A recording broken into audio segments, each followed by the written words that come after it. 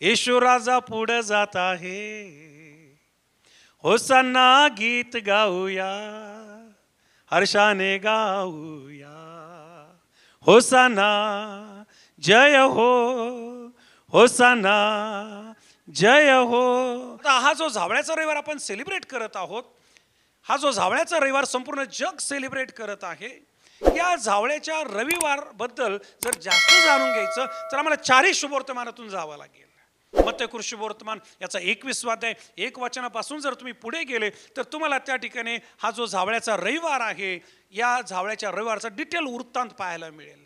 मार्कचं शुभवर्तमान याचा 11वा अध्याय 1 पासून 11 पर्यंत जर तुम्ही पाहिलं तर याही ठिकाणी मार्कच्या शुभवर्तमानात सुद्धा तुम्हाला हा जो झावळ्याचा रविवार आहे, झावळ्याचा जो जय उत्सव आहे, याचे डिटेल तुम्हाला त्या ठिकाणी पाहायला मिळतील. आणखीन जर आपण पुढे गेलो, लूक शुभवर्तमान याचा 19वा अध्याय 28 वचनापासून पुढे या लुकाच्या शुभवर्तमानात देखील आपल्याला हा जो झावळ्याचा रविवार आहे याच्याबद्दलचा वृत्तांत आणि शास्त्रबग पाहायला मिळेल. आणि 4थं शुभवर्तमान योहान शुभवर्तमान याचा 12वा अध्याय आणि 12 ते 15 वचन याही ठिकाणी तुम्हाला हा जो झावळ्याचा रविवार आहे याच्याबद्दलचा वृत्तांत आणि शास्त्रभाग पाहायला मिळेल. मजेची गोष्ट, चर्च 4ही शुभवर्तमानामध्ये झावळ्याच्या रविवारचा उल्लेख आणि वृत्तांत आम्हाला पाहायला मिळतो. कल्पना करा किती महत्त्वाचा हा सण असला पाहिजे, किती महत्त्वाचा हा दिवस असला पाहिजे की 4ही शुभवर्तमानामध्ये आम्हाला याच्याबद्दल वचनं किंवा याच्याबद्दल गोष्ट पाहायला मिळते.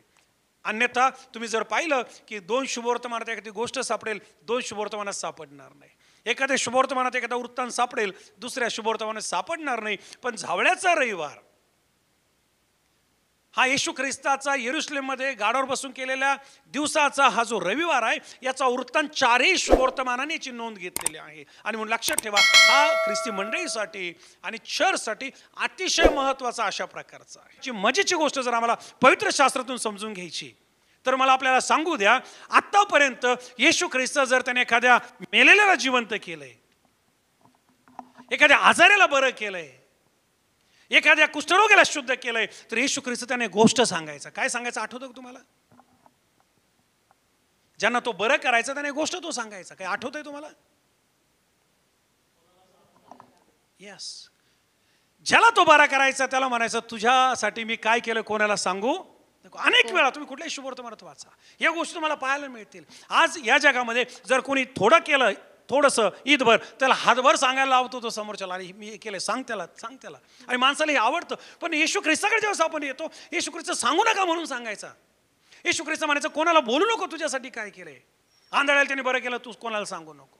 भूतग्रस्ताला त्यांनी बरं केलं, कोणाला सांगू नको.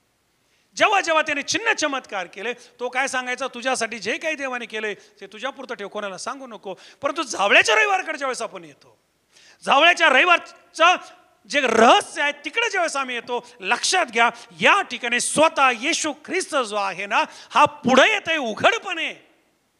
आणि येशू ख्रिस्त या ठिकाणी आता ती वेळ आली म्हणतो की आता येशू स्वतःला प्रगट करणार आहे.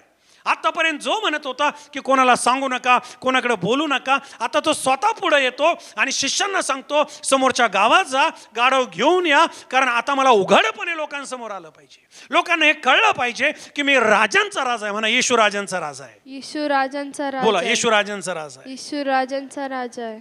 आतापर्यंत त्याने स्वतःला एक ऑर्डिनरी म्हणून, स्वतःला एक साधारण व्यक्ती म्हणून ठेवलं होतं, कारण त्याची वेळ आली नव्हती, बायबल सांगतं. पण जशी त्याची वेळ आली, जशी त्याची घटका आली, आता तो उघडपणे पुढे येत आहे. आणि आता यरूशलेमला कळलं पाहिजे, आता शमरोनाला कळलं पाहिजे, आता यहूदाला कळलं पाहिजे, आता जगाला आणि पृथ्वीच्या शेवटापर्यंत कळलं पाहिजे की राजांचा राजा, प्रभूंचा प्रभू, एकच देव, ज्याची मानवावर सत्ता आहे, आकाशावर सत्ता आहे, पृथ्वीवर सत्ता आहे, अधिपतींवर सत्ता आहे, तो दुसरा तिसरा कोणी नसून प्रभू येशू ख्रिस्त आहे.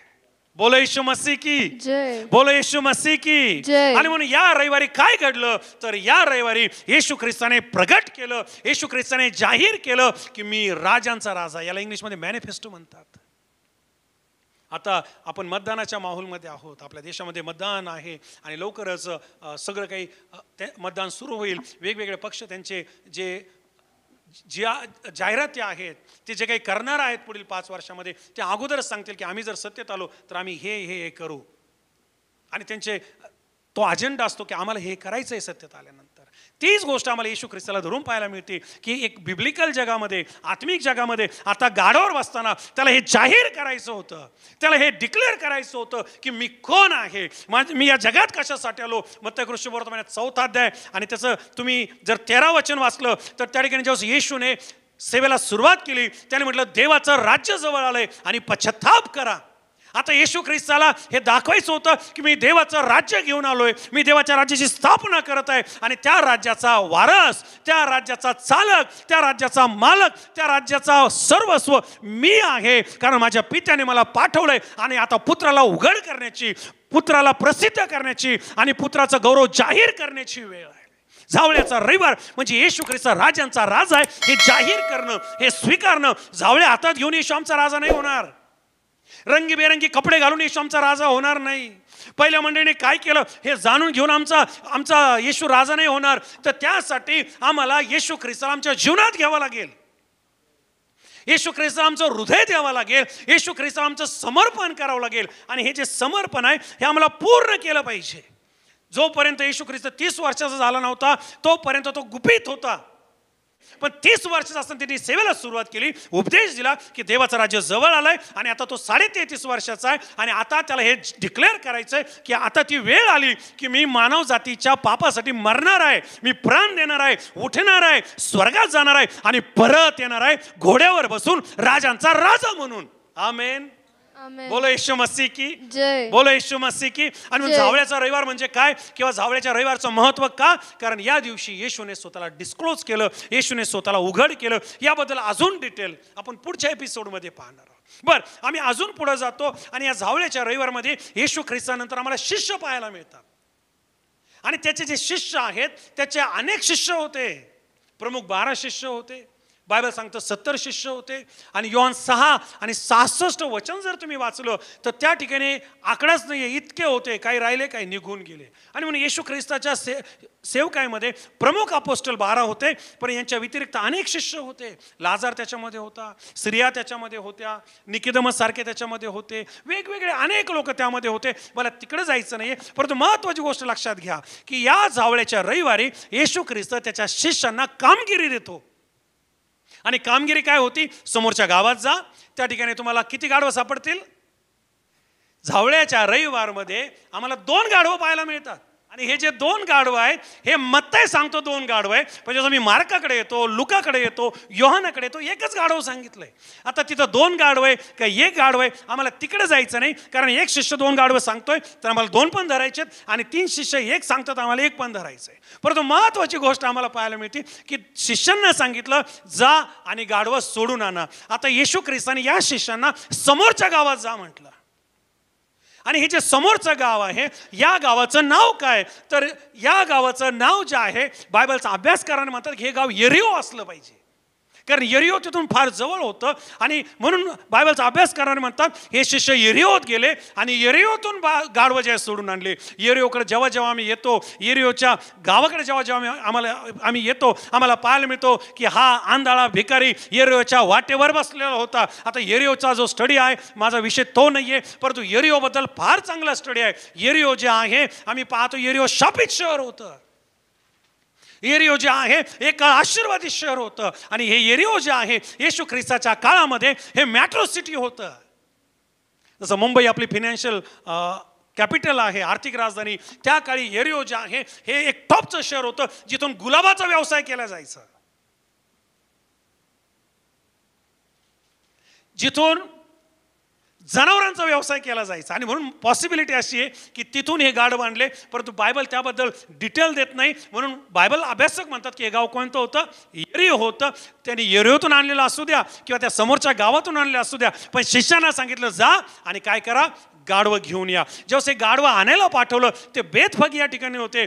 बेतफगे तर हे गाव, हे जे अंतर होतं ना हे जवळजवळ 6 किलोमीटरचं अंतर होतं. आणि या 6 किलोमीटरच्या अंतरासाठी 2 शिष्य पाठवले. किती शिष्य पाठवले आठवत आहे? 2 शिष्य. आता हे 2 शिष्य कोण होते?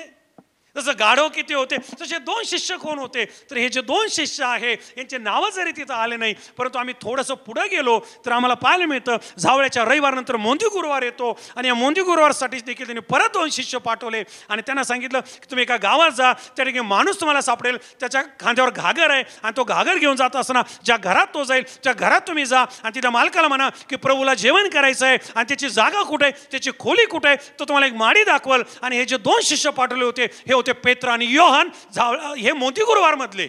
आणि म्हणून बायबलचा अभ्यास करणारे म्हणतात की इथं देखील पेत्र आणि योहान यांना पाठवलं. बर, आपण अजून पुढे जाऊया. आम्ही पाहतो की शिष्यांना कामगिरी दिली आणि शिष्यांना सांगितलं की जा आणि गाढव काय करा, मोकळं करून आणा. तुम्ही जर येशू ख्रिस्ताच्या सेवेकडे बारकाईने पाहिलं ना चर्च, तर येशू ख्रिस्त त्याच्या शिष्यांना वारंवार जबाबदाऱ्या द्यायचा. येशू ख्रिस्त त्याच्या शिष्यांना वारंवार त्या ठिकाणी वेगवेगळ्या प्रकारचे कामं द्यायचं. मी आत्ताच आपल्याला सांगितलं की त्याने त्यांना माडी शोधायला लावली. इतकंच नाही, आम्ही पाहतो जेव्हा तो शंभरूनी स्त्रीबरोबर बोलत आहे त्याचे शिष्य तिथं नव्हते, ते भाकरी आणायला गेले होते असं बायबल सांगतं. याचा अर्थ असा, येशूने त्यांना भाकरी आणायला पाठवलं होतं. ज्यावेळेस डोंगरावर ते होते आणि 5 भाकरी होता, तो फिलिपाला म्हणतो तू यांना खायला दे.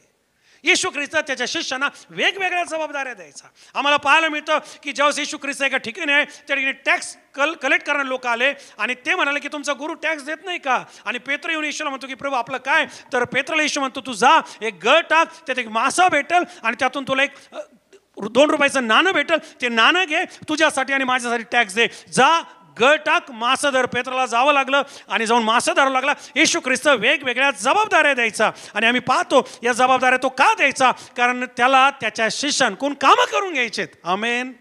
कोणाकडून कामं करून घ्यायचे, त्याच्या शिष्याकडून. जावळ्याचा रविवार जर आम्हाला साजरा करायचा आहे, जावळ्याच्या रविवारी जर येशू राजा आहे म्हणून जाहीर करायचं आहे, घोषणा द्यायच्या, तर आम्हाला ज्या प्रकारे येशूच्या शिष्यांनी कामगिरी पार पाडली त्या प्रकारे आम्हालाही कामगिरी पार पाडावं लागते. त्याने आम्हाला निवडलेलं आहे, आम्हाला नेमलेलं आहे आणि आम्हाला त्याने त्याचे शिष्य बनवलेलं. म्हणा येशूने मला त्याचे शिष्य बनवलंय. एकदा तर असं झालं, लुकर शुभवर्तमानाचा 10वा अध्याय जर तुम्ही वाचला, येशूने 2 शिष्य वेगवेगळ्या नगरात पाठवून दिले. त्यांना सांगितलं झोळी घेऊ नका, अंगरखा घेऊ नका आणि आपल्या संग पैसा घेऊ नका. जिथं जाल, जे घर तुमचा स्वीकार करेल तिथं राहा, शालोम म्हणा. जे तुमचा स्वीकार करेल तो पायाची धूळ झटकाने निघून जा. या गोष्टी आम्हाला या जावळ्याच्या रविवारमध्ये पाहायला मिळतात. आणि या सगळ्या कामगिऱ्या ज्या आहेत या शिष्यांना जशा दिल्यात, चर्च तुम्हाला आणि मला देखील त्यांनी बऱ्याचशा कामगिऱ्या दिलेल्या आहेत. प्रमुख कामगिरी त्याने तुम्हाला आणि मला ही दिली की आज अनेक समोरचे गाव आहेत आणि तिथं अनेक गाढवं बांधून ठेवलेले आहेत. मग ते 1 असतील, 2 असतील, अनेक असतील. मी अलंकारिकरित्या बोलत आहे, मी उदाहरणरित्या बोलत आहे. आणि त्यांना जर कोण सोडवणार असेल, त्यांना जर कोण मोकळं करणार असेल, जर येशूला कोणाच्या जीवनात बसायचं असेल, यायचं असेल, तर ते गाढवं, ते लोक, ते मेंढरं तुम्हाला आणि मला जाऊन मोकळे करायचेत. आमेन. जावळ्याचा रविवार म्हणजे चर्चमध्ये येऊन फक्त डेकोरेशन करून, जावळ्या हातात घेऊन घोषणा देऊन साजरा होत नाही, तर आम्हाला कामगिरी पार पाडावं लागेल. येशूने दिलेली जबाबदारी पार पाडावं लागेल. मी आपल्याला सांगितलं 3ऱ्या ते 5व्या शतकामध्ये सुवार्ता प्रसाराचा स्फोट झाला. जगामध्ये सुवार्ता पसरली, परंतु 5व्या शतकामध्ये फार मोठी गडबड झाली. 5व्या शतकात जी गडबड झाली ना ती ही की 5व्या शतकात लोकांना असं वाटलं की आता स्वार्था प्रसार करणं हे मंडळीचं काम नाही आहे, हे पालकांचं काम आहे. हे 5व्या शतकात सैतानाने सगळ्यात मोठं पेरलेलं बीज आहे. आणि 5व्या शतकानंतर मंडळी कोमट झाली, मंडळी शांत झाली, फक्त पालक काम करायला लागले आणि मंडळी खुर्च्यांवर बसायला लागली. फक्त पालक सुवार्थ सांगायला लागले आणि मंडळी शांत राहायला लागली. आणि त्याच्यामुळे देवाचं जे काम आहे आम्ही पाहतो 6व्या शतकामध्ये त्याला खीळ बसून 6व्या शतकामध्ये इस्लामचा उदय झाला. 6व्या शतकामध्ये इस्लाम उदयास आला आणि पुढचा इतिहास तुम्हाला माहित आहे. आणि तिकडे आपल्याला जायचं पण नाही. शिष्यांनो, देवाच्या लेकरांनो, देवाच्या मुलांनो आणि मुलींनो, येशूने जावळ्याच्या रविवारी स्वतःला उघड केलं. आज या शेवटल्या दिवसामध्ये अनेक जगामध्ये, अनेक देशामध्ये, अनेक लोकांमध्ये येशूची इच्छा की त्याला प्रगट करावं, त्याला उघड करावं, त्याची घोषणा व्हावी, लोकांनी ओळखावं. स्वर्गात जायचा मार्ग हा येशू ख्रिस्त आहे. तारणाचा मार्ग हा येशू ख्रिस्त आहे. जीवन बदलण्याचा मार्ग हा येशू ख्रिस्त आहे. शांतीचा मार्ग हा येशू ख्रिस्त आहे. हे गाढव उघडं होतं, हे गाढव नागडं होतं, हे गाढव बांधलेलं होतं, हे गाढव बंधनात होतं, त्याला मोकळं करण्याचा मार्ग हा येशू ख्रिस्त आहे. आणि तो शिष्यांनो, तुमच्या आणि माझ्या शिवाय त्या गाढवापर्यंत कोणी जाऊ शकत नाही. त्या समोरच्या गावात जर कोणाला जायचंय ते तुम्हाला आणि मला जायचंय. हालेलुया. आता यरूशलेमात तो सापडणार नाही. आता त्या यरूशलेमच्या बेथफगे गावात तो सापडणार नाही. आज तो या नगर शहरामध्ये आहे. आज तो या महाराष्ट्रामध्ये आहे, आज तो या भारत देशामध्ये आहे, आणि आज तो त्या प्रत्येक ठिकाणी जिथं त्याला त्या बांधून ठेवलेल्या लोकांची गरज आहे. जावळ्याचा रविवार जर पाळायचा आहे ना, जावळ्याचा रविवार जर साजरा करायचा ना, तो कपड्यात नाहीये, तो झावळ्यांमध्ये नाहीये, तो रंगीबेरंगी वस्तूंमध्ये, खाण्यापिण्यामध्ये आणि गाण्यामध्ये नाहीये. त्यासाठी आम्हाला कामगिरी पार पाडावं लागेल. शब्बास भले आणि विश्वासू दासा, हे शब्द त्या लोकांसाठी जे समोरच्या गावात जातात, जे बांधलेल्यांना मोकळं करतात, जे स्वार्थ सांगतात, जे येशू किती महान आहे, त्याने माझं जीवन कसं बदललं याची साक्ष देतात, हे त्या लोकांसाठी नाहीये जे कधीच येशून दिलेलं काम करत नाहीत. हालेलुया. इतिहासातून, मंडळीच्या इतिहासातून आपण बायबलमध्ये आलेलो आहोत, आणि म्हणून आम्ही पाहतो की शिष्यांना कामगिरी दिली आणि शिष्यांनी देखील ती कामगिरी चोखपणे पार पाडलेली. मला इथं थांबायचंय, पुढचा एपिसोड आपण कंटिन्यू करूया नेक्स्ट वीकला. या सर्व एपिसोडमध्ये किंवा या सर्व वृत्तांतमध्ये मी अभ्यास करत असताना आणि प्रार्थना करत असताना या झावळ्याच्या रविवारमध्ये सर्वात जास्त भाव जर कोण खाऊन गेलंय, या झावळ्याच्या रविवारमध्ये सर्वात जास्त क्रेडिट जर कोण घेऊन गेलंय, या झावळ्याच्या रविवारमध्ये सर्वात जास्त श्रेय जर कोणाला मिळालंय तर ते गाढवाला मिळालेलं आहे. परंतु गाढवाला ते श्रेय न जाता प्रभूला तर ते जाऊच, कारण तो उत्पादक आहे श्रेयाचा. पण मी माणसांबद्दल बोलत आहे. तुम्ही जर नीट हे 4 शुभवर्तमान वाचले तर तुमच्या लक्षात येईल यात सर्वात फंटास्टिक रोल जर कोणी प्ले केला असेल, यामध्ये सर्वात सुपर डुपर रोल जर कोणी प्ले केला असेल तर तो येशूच्या शिष्यांनी केला. प्रियांनो, कसा? ते समोरच्या गावात गेले. कसा? त्यांनी गाढव मोकळं केलं. कल्पना करा, गाढव मोकळं करताना मालक तिथं होते. ए काय चाललंय, रिस तिथं होती, परंतु तरी ते गेले. इतकंच नाही, आम्ही पाहतो ते गाढव त्यांनी पाहिलं, अरे ते उघडे, कदाचित त्या गाढवाला त्यांनी धुतलं असेल, स्वच्छ केलं असेल, क्लीन केलं असेल, त्याला त्यांनी सजवलं. आणि तुम्ही वाचा, त्यांनी त्या गाढवावर कपडे टाकले. कोणी? शिष्यांनी कपडे टाकलेत. शिष्यांनी झाकले त्या गाढवाला, आणि त्यांनी शिष्यांनीच येशूकडे आणलंय. आणि येशू जेव्हा गाढवावर बसला, परत शिष्यांनीच कपडे टाकले. बोलो येशू मसीह की, बोलो येशू मसीह की. शिष्यांच्या शिवाय झावळ्याचा रविवार साजरा होत नसतो. शिष्यांच्या भूमिकेशिवाय झावळ्याच्या रविवाराला किंमत नसते. शिष्यांशिवाय झावळ्याच्या रविवारच्या इतिहासाला किंमत नाही. आणि मंडळीच्या योगदानाशिवाय, प्रेषितांच्या योगदानाशिवाय, सेवकांच्या योगदानाशिवाय झावळ्याचा रविवार जो आहे ना, त्याचा आनंद अधुरा आहे. आणि म्हणून हा झावळ्याचा रविवारचा संदेश आपल्याकडे येत असताना मी आपल्याला देवाच्या वचनातून, मंडळीच्या इतिहासातून, पवित्र शास्त्राच्या 4 शुभवर्तमानातून आपल्याला आव्हान करेल, उत्तेजन देईल की आता ती वेळ आलेली आहे की त्याच्या शिष्याने उठावं, त्याच्या मुलीने उठावं, त्याच्या मुलाने उठावं. आणि एक काळ आम्ही पण बांधलेलो होतो की नाही? एक काळ आम्ही पण बंधनात होतो. येशूने आम्हाला मोकळं केलं. आणि आज कितीतरी लोक आहेत जे बंधनात आहे. आम्हाला त्यांना मोकळं करायचंय, आम्हाला त्यांच्याकडे जायचंय. माझ्या एकट्यासाठी चर्च नाही, माझ्या एकट्यासाठी मंडळी नाही, तर ही मंडळी एवढी मोठी ना, अख्खं जग जरी आलं तरी मंडळीतली जागा कमी पडत नसते. आमेन म्हणाल? कधीच मंडळी जागा कमी पडणार नाही, कारण देवाच्या मंडळीमध्ये जागाच जागा आहे. फक्त कमी जर कोण पडतंय आणि कुठं पडतंय तर ते आहे मंडळी, शिष्य, सेवक, मुली आणि मुलं. या झावळ्याच्या रविवारमध्ये आम्हाला गाढवाचा पण रोल पाहायला मिळतो. त्याने येशूला स्वतःवर घेतलंय. आता गाढव जे आहे, हे तुम्हाला असं वाटतं आपल्या भारत देशामध्ये गाढव शब्द थोडा वेगळ्या प्रकारे वापरत आहे, म्हणून आपण हसतो गाढव म्हटल्यावर. परंतु गाढव जेव्हा आम्ही बायबलमधून पाहतो, गाढव हा साधारण प्राणी नाही, गाढव हा फार मौल्यवान प्राणी आहे. यशाया 1 आणि वचन 3 मध्ये म्हटलं, जे गाढव आहे ते आपल्या मालकाचं घर ओळखतं, त्याला अक्कल आहे, हुशार आहे ते. आणि नवीन करारात, जुन्या करारात जिथं जिथं बैलाचा उल्लेख आलाय तिथं तिथं गाढवाचा उल्लेख आला. जसा बैल राबतो तसं गाढव राबतं. समजतंय का? म्हणून याच्यामध्ये गाढव पण महत्वाचं आहे. आणि जुन्या करारामध्ये आम्ही अनेक ठिकाणी गाढवांचा कसा उपयोग झाला, कसे उपयोगात आलोय किंवा कसे ते उपयोगात आले, याही गोष्टी पाहायला मिळतो. इतकंच नाही, यामध्ये आम्हाला होसानाचा गजर पाहायला मिळतो. हा जो होसानाचा गजर आहे हा नवीन करारात आहे, पण जुन्या करारात कुठं आलाय का? आणि आलाय तर कोणत्या भाषेत आलाय, कसा आलाय, आणि याचा लिटरल अर्थ काय? होसाना म्हणजे काय? आणि अजून पुढे जर आम्ही गेलो तर आम्हाला या झावळ्याच्या रविवारमध्ये झावळ्या पण पाहायला मिळतात. आता झावळ्या जर तुम्ही बारकाईने पाहिल्या, 4 शुभवर्तमान वाचा, तुम्हाला झावळ्या शब्द नाही सापडणार. आपण म्हणतो झावळ्याचा रविवार, पण झावळ्या नाही सापडत. मग कोणतं झाड या झावळ्याच्या रविवारी वापरलं गेलंय? आणि त्या झाडाचा कसा उपयोग व्हायचा, 7 गोष्टींसाठी या झाडाचा उपयोग व्हायचा. आणि म्हणून या झावळ्याच्या रविवारचा आनंद घेत असताना, या झावळ्याच्या रविवारचा उत्साह करत असताना माझी देवाकडे हीच प्रार्थना आहे. मंडळीच्या इतिहासातून, पवित्र शास्त्राच्या 4 शुभवर्तमानातून आणि विशेष येशूच्या जीवनातून, शिष्याच्या जीवनातून, या गाढवाच्या जीवनातून, त्या झावळ्यांमधून, त्या घोषणेंमधून आपल्याला एकच गोष्ट करायची आहे. येशू हा राजांचा राजा आहे. म्हणा, येशू हा कोण आहे?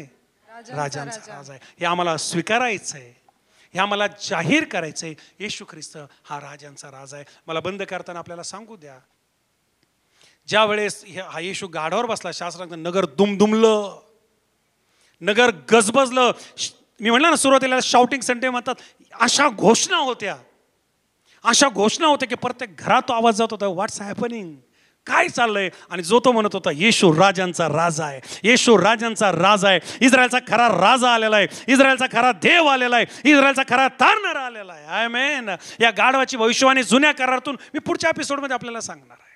परंतु चर्च, जर तुम्ही गप्प राहिले तर धोंडे ओरडतील. आणि शेवटी जे या झावळ्याच्या रविवारमध्ये थोडंसं गालबोट लावणारे, विरोध करणारे होते, ते येऊन येशूला म्हणतात, यांना गप्प करा ना. विशेष शिष्यांबद्दल म्हटलं, मी म्हटलं ना, या सगळ्यात जास्त रोल शिष्यांनी पार पाडलेला आहे. यांना गप्प करा. येशू म्हणतो, जर आज हे गप्प राहिले तर धोंडे ओरडतील.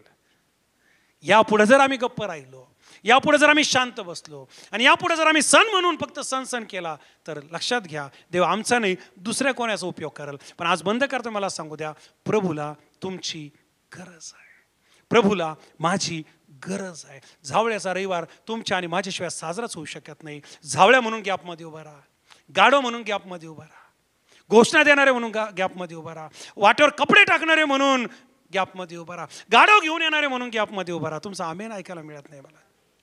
ज्या माध्यमातून तुम्हाला झावळ्याच्या रविवारसाठी उभं राहता येईल त्या पद्धतीने उभं राहा. मी विश्वास ठेवतो आणि जाहीर करतो की येणाऱ्या दिवसामध्ये प्रभू तुमचा महान उपयोग करेल. तुम्ही आशीर्वादाचं कारण ठरताल आणि अशा अनेक झावळ्याचे रविवार फक्त रविवारी साजरे होणार नाही, प्रतिदिवशी साजरे होईल. आणि जगाला, गल्ल्याला, बोळ्याला, वाडला, गल्ल्यां, वस्त्यांना, खेड्यांना, पाड्यांना तुमच्या आणि माझ्या जीवनातून हे कळेल की येशू हा स्वर्गात जायचा मार्ग आहे, येशू हाच एक मार्ग आहे आणि येशू हा राजांचा राजा आहे. आमेन. प्रेमळ देव बापा, मी प्रार्थना करतो, आज आम्ही झावळ्याचा रविवार हे वचन ऐकत असताना आणि झावळ्याचा रविवार साजरा करत असताना मंडळीच्या जीवनातून, पवित्र शास्त्रातून, शिष्यांकडून, गाढवाकडून, झावळ्याकडून, त्या कपड्यांकडून, त्या घोषणेकडून, त्या होसांनाकडून, त्या खजुरीकडून, त्या लोकांकडून प्रभू आम्हाला हे शिक्षण आलंय की तू आमचा राजा आहे, तू राजांचा राजा आहे आणि तुला आमचा उपयोग करायचा आहे. आज आम्ही आमचं समर्पण तुला करतो. जे कोणी, ज्या कोणापर्यंत आज संदेश जात आहे, जे कोणी देवा हे तुझं वचन ऐकत आहे, त्या प्रत्येक भावासाठी, बहिणीसाठी, तुझ्या लेकरासाठी मी प्रार्थना करतो. प्रभू महान उपयोग कर. हे घोषणा देणारे बनू दे, हे गाढवं आणि विशेष करून ज्यांना बांधलंय ते मोकळे करणारे बनू दे, समोरच्या गावात जाणारे बनू दे, हे झाकणारे बनू दे, हे तारण देणारे बनू दे, हे शांती जाहीर करणारे बनू दे, हे आरोग्य देणारे बनू दे, हे जीवन बदलणारे बनू दे. प्रभू तारणाची लाट येऊ दे प्रभू, संजीवनाची लाट येऊ दे प्रभू, जीवन बदलण्याची लाट येऊ दे प्रभू. पहिल्या शतकात जे झालं, दुसऱ्या शतकात जे झालं, तिसऱ्या शतकात जे झालं, ते या 21व्या शतकात होऊ दे येशूच्या नावामध्ये. आणि ह्या लोकांकडून होऊ दे, या तुझ्या सेवकांकडून होऊ दे, हे तुझ्या मुलींकडून होऊ दे, हे तुझ्या दासांकडून होऊ दे, हे मंडळांकडून होऊ दे. जग जिंकल्या जाऊ दे, जग येशूच्या मागे येऊ दे. हालेलुया. झावळ्याच्या रविवारचा खरा आनंद आणि झावळ्याच्या रविवारचं खरं रहस्य प्रभू जास्तीत जास्त लोकांपर्यंत जाऊ दे आणि जीवन बदलल्या जाऊ दे. आमची प्रार्थना ऐकली, उपकार मानतो प्रभू. गाढव म्हणून माझा स्वीकार कर, मेंढरू म्हणून माझा स्वीकार कर, निरुपयोगी पात्र म्हणून माझा स्वीकार कर. जसं तू ते गाढवावर बसला, आज रात्री माझ्या जीवनात ये आणि माझ्या जीवनात येऊन विराजमान हो. मी उघड्या नागड्या, मला झाक. मी अस्वच्छ, मला धू, शुद्ध कर. माझी काही किंमत नाहीये, मला ती किंमत येशूच्या द्वारे परत मिळू दे. आणि प्रभू मी उपयोगाचं पात्र, हालेलुया, मी उपयोगाचं पात्र, सन्मानाचं नाही उपयोगाचं पात्र होऊ दे. गाढव सन्मानाचं पात्र बनलो, शिष्य उपयोगाचे पात्र बनले. तुझे लोक येणाऱ्या दिवसामध्ये उपयोगाचं पात्र म्हणू दे आणि गौरव तुला मिळू दे प्रभू. होसान्ना, होसान्ना, राजांच्या राजाला, प्रभूंच्या प्रभूला, दाविदाच्या पुत्राला, ऊर्ध्वलोकी होसान्ना, होसान्ना. प्रभू आम्ही प्रार्थना करतो, आम्हाला वाचव. होसान्ना म्हणजे आम्हाला वाचव, होसान्ना म्हणजे आम्हाला वाचव प्रभू, आम्हाला वाचव. सर्व गौरव तुला देतो.